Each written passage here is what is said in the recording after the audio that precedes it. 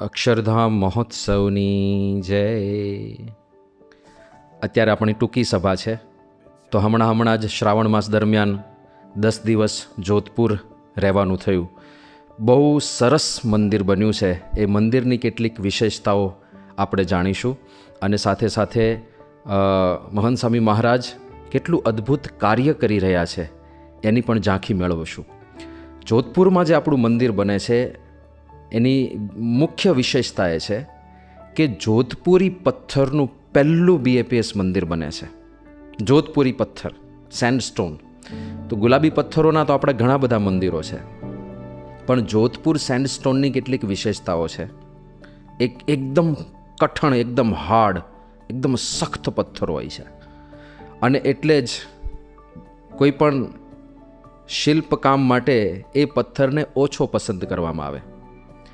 કારણ કે બંસી પહાડપુરનો જે પથ્થર જે નોર્મલી આપણા પિંક સ્ટોનના મંદિરમાં વપરાય છે, બંસી પહાડપુરના પથ્થરમાં એક દિવસમાં જેટલું કાર્વિંગ થાય એટલું કાર્વિંગ જો આ જોધપુરના પથ્થરમાં કરવું હોય ને તો 6 દિવસ લાગે.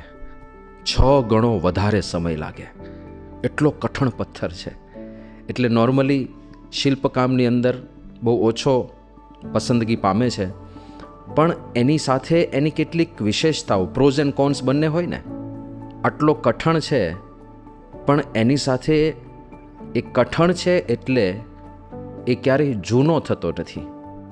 તમે જોધપુરની અંદર જાઓ તો પેલા ફોટોગ્રાફ્સ દેખાડજો ને. તમે જોધપુરની અંદર જાઓ તો લોકોના ઘરની બહાર, જો આ રીતે લોકોના ઘરની બહાર આવા ક્લેડિંગ જોવા મળે પથ્થરના. હવે આ જોધપુરી પિંક સ્ટોનના ક્લેડિંગ છે. એટલો કઠણ છે કે એની અંદર પાણી ના ઉતરે, અને પાણી ના ઉતરે એટલે પથ્થર ક્યારેય કાળો ના પડે, ક્યારેય જૂનો ના થાય. અને 50 વર્ષ જૂના મકાન પણ તમે આવા ક્લેડિંગવાળા જુઓ અને તમે ત્યાંથી પસાર થાવ, આપણને એવું જ લાગે કે જાણે કાલે સવારે જ આ મકાન બનાવ્યું હશે. એટલા ફ્રેશ લાગે. એટલે કઠણ પથ્થર છે, પણ 50 વર્ષ પછી પણ મંદિર એવું જ લાગશે જાણે ગઈકાલે બનાવ્યું હોય. બીજું, આ પથ્થર ડે લાઇટની અંદર એક પ્રકારની શાઇન મારશે, એટલે મંદિર એકદમ બ્રાઇટ અને ઝગમગાટ કરતું હોય ને જાણે, એવી અનુભૂતિ બધાઈને થશે. એટલું સરસ મંદિર આ બનશે. હજુ તો બને છે મંદિર, પણ કેટલાક ફોટોગ્રાફ દેખાડવાની ઈચ્છા છે. જો તમે આ કેટલી અદ્ભુત નક્કાશી થઈ છે. આમ તો નકશીકામ કરવું અઘરું છે આ પથ્થરમાં, જેમ કહ્યું એમ. એકદમ ઝીણું કામ કરવામાં તો બહુ રિસ્ક રહે તૂટી જવાનો, પણ એટલું સારું કામ થયું છે. આ પથ્થરમાં આટલું ઝીણવટભર્યું કામ કદાચ પહેલી વાર થયું હશે. તમે આ ફોટોગ્રાફ તો જુઓ, કેટલી સુંદરતા લાગે છે. જુઓ આ ફોટોગ્રાફ. આપણને જાણે એવું લાગે, ખરેખર એવું લાગે કે ખૂબ જ કોઈ એન્શન્ટ એરાની અંદર આપણે પહોંચી ગયા છીએ અને કોઈ ખૂબ જ દિવ્ય ધામના આપણે દર્શન કરી રહ્યા છીએ. આટલી સરસ રચના ત્યાં આગળ થઈ છે. આ જુઓ. હવે ઉપર જો ઘુમ્મટની આસપાસમાં જાળી છે. એ જાળી આર પાર છે, વચ્ચે વચ્ચે ડિઝાઇન અને આર પાર દેખાય એવી જાળી છે, એટલે એર સર્ક્યુલેશન પણ થાય. પણ ચારે બાજુ આવી જાળી, એ જાળીની રચના પણ ખૂબ જ સુંદર લાગે છે. જો આ ઘુમ્મટની ચારે બાજુ જાળી પણ દેખાય છે ને, એકદમ ભવ્ય વિશાળ ઘુમ્મટ છે ત્યાં આગળ. ઘુમ્મટ અને જાળી સાથે દેખાય છે. પછી નીચે પણ આ રીતે જાળી છે. આ જે નીચે બધી જાળી દેખાય છે ને, આ તો પાછળ કોઈ કે ટ્યુબલાઇટ કરી હોય ને તો આર પાર દેખાય, તો એ પ્રકારની જાળીની રચના અહીંયા નીચે પણ સાઈડમાં પણ બધે કરવામાં આવી છે. જુઓ આ મંદિરની રચના જુઓ, એટલું સુંદર લાગે છે. ખરેખર આપણને ગૌરવ થાય. મહંત સ્વામી મહારાજ આ ઘોર કળીકાળમાં આપણી જે શિલ્પકળા છે એને તો જીવંત રાખી રહ્યા છે, પણ સાથે સાથે આવા મહાલય સમા ધામ બનાવીને આધ્યાત્મિકતાને પણ જીવંત રાખી રહ્યા છે. અને અત્યારની નવી જનરેશનને પણ આધ્યાત્મિકતા તરફ વાળવાનું એક ખૂબ જ યુગ કાર્ય સ્વામીશ્રી કરી રહ્યા છે. જુઓ આ સુંદર દ્રશ્ય, એટલું અદ્ભુત લાગે છે. આ ખરેખર બહુ આનંદ થાય એવી વસ્તુ છે. જો આટલું ઝીણું ને આટલું સુંદર કામ થયું છે, જે રેર છે આ પથ્થરની અંદર કરવું. જો આખા બધા સ્તંભ પંક્તિઓની જે શોભા લાગે છે, અને તમે પાછળ જુઓ પેલો ટેકરો દેખાય છે આર પાર. હા, એટલે આ મંદિરનું લોકેશન એવું છે કે આજુબાજુ બધે પથ્થરની ખાણો છે આસપાસમાં.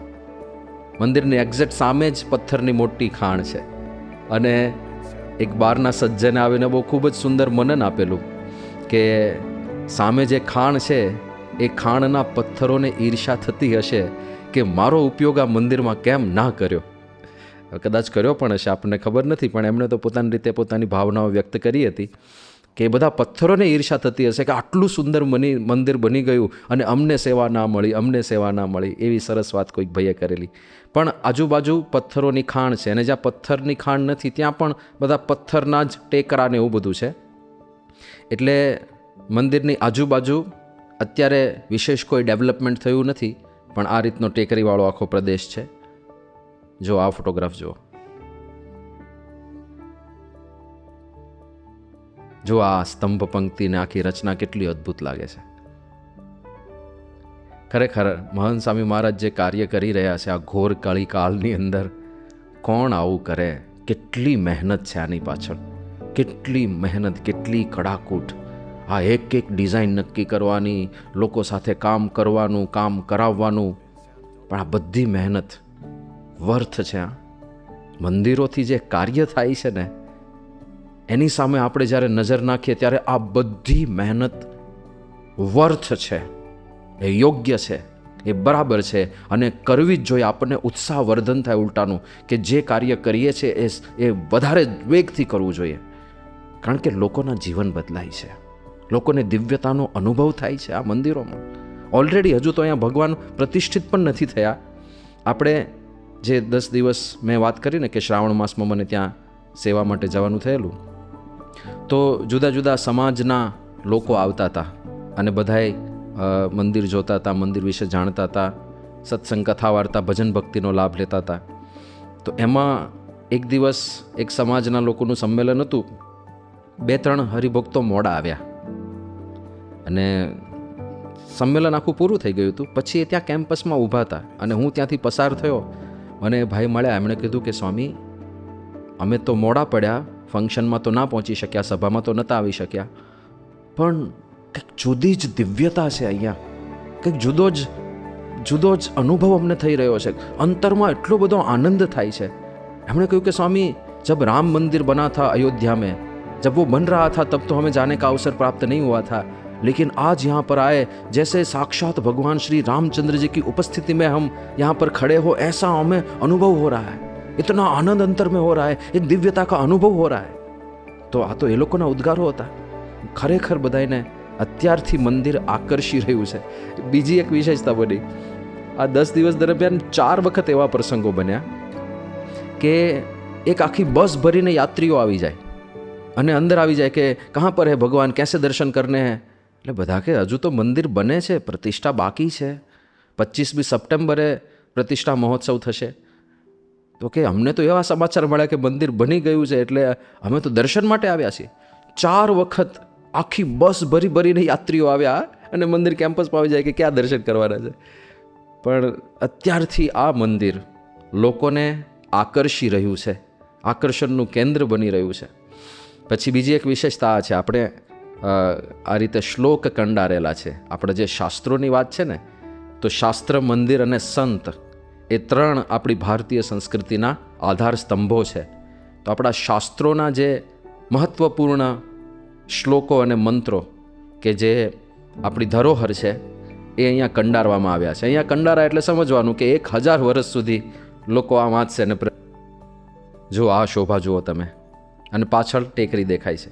હવે જો આખા કેમ્પસની રચના કેવી છે, તો જે મંદિર છે એની બેક સાઈડ તમે જોજો, આ મંદિરની બેક સાઈડમાં જુઓ, છેક સુધી કોઈ મોટું કન્સ્ટ્રક્શન નથી. એટલે કે મંદિરનો પાછળનો ભાગ આખો ખુલ્લો છે, સેન્ટરમાં એ પટ્ટો આખો ખુલ્લો છે, અને પાછળ સીધી એક નાની ટેકરી આવે છે, અને મંદિરની દિશા પૂર્વ પશ્ચિમ છે, અને વચ્ચે કોઈ ઓબ્સ્ટેકલ નથી.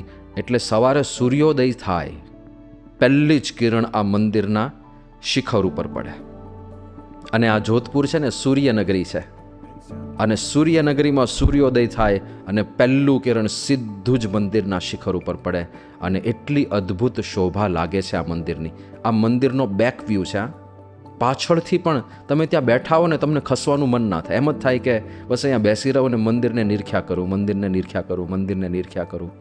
તો એટલું અદ્ભુત આ નજરાણું મહંત સ્વામી મહારાજ ભેટમાં આપી રહ્યા છે. ઘણા બધા લોકો મંદિરની શોભા જોઈને એકદમ અભિભૂત થઈ જાય છે. એક ભાઈ એવું બોલ્યા હતા, આજે સંમેલનમાં જે લોકોના અભિપ્રાયો આપણને જાણવા મળ્યા, એક ભાઈ એવું બોલ્યા કે स्वामी ये मंदिर नहीं बन रहा, ये जोधपुर की शान बन रही है. एक भाई એવું બોલ્યા કે स्वामी आने वाले समय में लिख के रखना, आने वाले समय में ये जोधपुर की नाक है. એટલે આ જોધપુરની નાક છે. એક ભાઈ તો એવું બોલ્યા કે ये मुकुटमणि है स्वामी, ये मुकुटमणि है जोधपुर का. તો બધા એટલા બધા પ્રસન્ન થાય છે આ જોઈને. બીજું, આ મંદિરના લોકેશનની એક વિશેષતા એ છે કે ભોગી શૈલ પ્રદક્ષિણા પરિક્રમા થાય છે ત્યાં આગળ. ત્યાં આગળના જે પર્વતીય વિસ્તારો છે ને જેમાં ઘણા બધા તીર્થ સ્થાનો પણ છે, મંદિરો છે, એ બધાની પરિક્રમા દર 3 વર્ષે થાય. 115 કિલોમીટરની આ પરિક્રમા હોય અને 7 દિવસમાં પૂરી કરવાની હોય અને હજારો જોધપુરવાસીઓ શ્રદ્ધાળુઓ આ પરિક્રમાની અંદર જોડાતા હોય છે. તો એ પરિક્રમા પથની અંદર જ આ આપણું મંદિર છે, એટલે હજારો યાત્રીઓને આ મંદિરના પણ દર્શનનો લાભ મળશે. સાથે સાથે નજીકમાં બહુ મોટું તીર્થધામ છે રામદેવરા મંદિર, જે આપણે રામદેવ પીર વાત કરીએ છીએ ને, રામાપીર. તો રામાપીરનું ખૂબ જ શ્રદ્ધાનું સ્થાન છે. ત્યાં આગળ હજારો યાત્રીઓ અને દર્શનાર્થીઓ પદયાત્રા કરીને જતા હોય છે. તો એ પથની અંદર પણ એક રસ્તો આ બાજુથી નીકળે ને આપણા મંદિરના દર્શન ભેગા ભેગા કરવા હોય તો થઈ જાય. એ પ્રકારે એના પણ રસ્તામાં આ મંદિર આવે છે. એટલે ખૂબ જ અદ્ભુત આ નિર્માણ મહંત સ્વામીજી મહારાજ કરી રહ્યા છે. ખાસ કરીને આપણે અત્યારે યાદ કરીએ શ્રી રામેશ્વર દાધીચજીને. એ જ્યારે મેયર હતા ત્યારે એમને ઈચ્છા થઈ કે જોધપુરના ડેવલપમેન્ટ માટે અહીંયા આગળ કંઈક વિશેષ વસ્તુઓ બનવી જોઈએ, કંઈક વિશેષ નિર્માણ થવા જોઈએ. એટલે એમણે નક્કી કર્યું કે થોડી થોડી જમીન આપણે કોઈ સમાજને, કોઈ ધર્મવાળા સ્થાનોને બનાવવા માટે આપીએ. એટલે ઘણી બધી જમીન એમણે માળી સમાજને આપેલી છે. નજીકમાં જ માળી સમાજ મોટી જમીન છે અને એમણે ત્યાં આખું વન વિકસાવ્યું છે. બીજા ધર્મના લોકોને પણ ઘણી બધી જમીન એમણે આપી કે તમે પણ કંઈક ડેવલપમેન્ટ કરો. અને હિન્દુ ધર્મમાં કોને જમીન આપવી એ વિચાર કરતા હતા કે આપણું એક મંદિર જેવું સરસ સ્થાન બનવું જોઈએ. અને એ જ દિવસો દરમિયાન એ દિલ્હી અક્ષરધામ ગયા હશે અને દિલ્હી અક્ષરધામ જોઈને એટલા રાજી થઈ ગયા, એટલા રાજી થઈ ગયા. પછી એમણે સંતોનો સંપર્ક કર્યો કે स्वामी हमारे जोधपुर में आप ऐसा मंदिर बनाइए. અને એટલા એ પ્રસન્ન હતા. તો પ્રમુખ સ્વામી મહારાજ સાથે મુલાકાત ગોઠવાઈ. બાપાને વિનંતી કરી કે બાપા હું 100 એકર જમીન આપું, પણ દિલ્હી અક્ષરધામ જેવું અક્ષરધામ આપ જોધપુરમાં બનાવો. અને ત્યારે બધા સંતોએ પ્રમુખ સ્વામી મહારાજે વિચાર વિમર્શ કર્યો કે જોધપુર તો બહુ નાનું શહેર કહેવાય, દિલ્હી અક્ષરધામ આટલું મોટું મંદિરને એને રન કરવું ને બધું બહુ મોટું સિટી હોય, કરોડોની વસ્તી હોય તો હજી બરાબર છે, પણ જોધપુર તો 18 લાખ જેટલી નાની વસ્તી કહેવાય અને બહુ નાનું શહેર કહેવાય. તો સ્વામીએ નક્કી કર્યું કે જયપુરમાં જેવું મંદિર છે એવું ભવ્ય શિખરબદ્ધ મંદિર અમે બનાવીએ. તો રામેશ્વરજી બહુ રાજી થયા કે હા સ્વામી, પણ એક દાગીનો તમે બનાવો, એક રત્ન બની જશે જોધપુરનું. તો એમની ખૂબ વિનંતી હતી અને હમણાં જ આવ્યા હતા આ 10 દિવસના સંમેલનમાં. એક દિવસ આ રામેશ્વરજી પણ આવ્યા હતા અને એમણે કહ્યું કે मैं तो 100 एकड़ देना चाहता था लेकिन संतों ने कंजूसी की કે સંતોએ લીધી નહીં જમીન. પછી 18 એકર જમીનનું નક્કી કર્યું અને અત્યારે 18 એકરનું આખું કેમ્પસ એ ડેવલપ થઈ રહ્યું છે અને ખૂબ જ સુંદર મંદિર બની રહ્યું છે. આ મંદિર એકતાનું પણ પ્રતીક બનશે, કારણ કે પ્રમુખ સ્વામી મહારાજની જે એક રુચિ રહેતી ને કે પોતપોતાના જે ઈષ્ટદેવ હોય એમાં પરમ શ્રદ્ધા રાખવાની, પણ બધાને આદર આપવાનો. અહીંયા એકદમ એટલો અદ્ભુત માહોલ રચાયો છે કે બધા જ જુદા જુદા સમાજ પોતપોતાની નિષ્ઠામાં દ્રઢ હોય પણ હળીમળીને કામ કરે છે. મેં જેમ વાત કરી કે આ 10 દિવસ દરમિયાન બધા જુદા જુદા સમાજના લોકો આવ્યા હતા, જુદા જુદા સંમેલનો થયા અને બધા એટલા રાજી છે, બધાનો સંપૂર્ણ સહકાર સહયોગ. અને બધા કહે છે કે સ્વામીજી કોઈ પણ કાર્યની અંદર અમારે લાયક કંઈક સહયોગની તમને જરૂર હોય તો અમને જણાવજો, અમે સહયોગ આપવા તૈયાર છીએ. તો એ રીતે બધાનો સાથ સહકાર સાથે લઈને આ મંદિરનું નિર્માણ થઈ રહ્યું છે. સાથે સાથે હું જે વાત કરતો હતો કે આ મંદિર પાછળ જે મહેનત થાય છે એ યોગ્ય છે, એ વર્થ છે. એટલા માટે કારણ કે એક વ્યક્તિનું જીવન બદલાય ને, જેમ દિલ્હી અક્ષરધામમાં આપણે વાત કરીએ છીએ કે પેલા દૂધવાળા ભાઈ આવ્યા હતા અને દૂધવાળા ભાઈએ એટલું કહ્યું ખાલી કે હું વર્ષોથી દૂધમાં પાણી મેળવતો હતો, આ અક્ષરધામમાં આવ્યો, આજથી સંકલ્પ કરીને જાઉં છું કે આજ પછી દૂધમાં ક્યારેય પાણી નહીં મેળવું. હવે આ કેટલી અદ્ભુત ઘટના કહેવાય.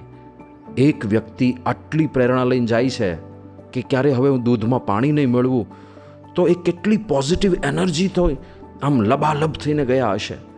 કારણ કે આપણે પહેલી વાર પાપ કરીએ ને તો આપણને એવું લાગે કે મેં કંઈક ખોટું કર્યું, બીજી વાર કરીએ તો થોડું ઓછું લાગે, ત્રીજી વાર કરીએ તો એનાથી થોડું ઓછું લાગે.